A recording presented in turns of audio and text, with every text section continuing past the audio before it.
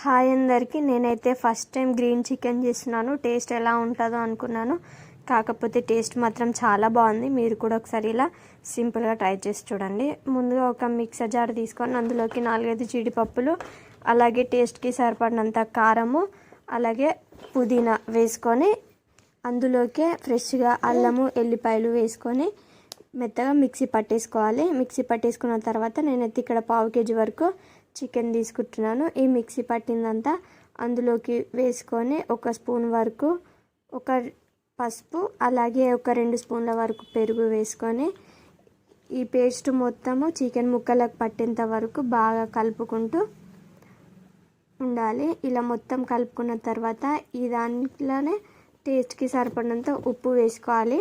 ఉప్పు వేసేసుకొని మూత పెట్టేసుకొని ఒక 2-3 గంటలు అయితే మ్యారినేట్ చేయాలన్నమాట. మీరు అప్పటికప్పుడు కూడా చేసుకోవచ్చు. నేనైతే ఇక్కడ ఒక 1/2 అవర్ అట్లా ఫ్రిడ్జ్లో పెడుతున్నాను అనమాట.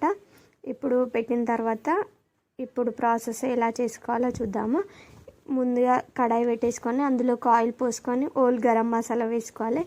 అంటే సాజీరా, లవంగ, పట్ట అవన్నీ వేసుకున్న తర్వాత అది ఫ్రై అయినాక అందులోకి కట్ చేసుకున్న ఆనియన్ వేసుకొని ఆనియన్ గోల్డెన్ బ్రౌన్ కలర్ వచ్చేంత వరకు బాగా ఫ్రై చేసుకోవాలి. అలా ఫ్రై చేసుకున్న తర్వాత అందులోకే కొద్దిగా అల్లం వెల్లుల్లి పేస్ట్, పసుపు కూడా వేసుకొని పచ్చివాసన పోయేంత వరకు మంచిగా ఫ్రై చేసుకోవాలి.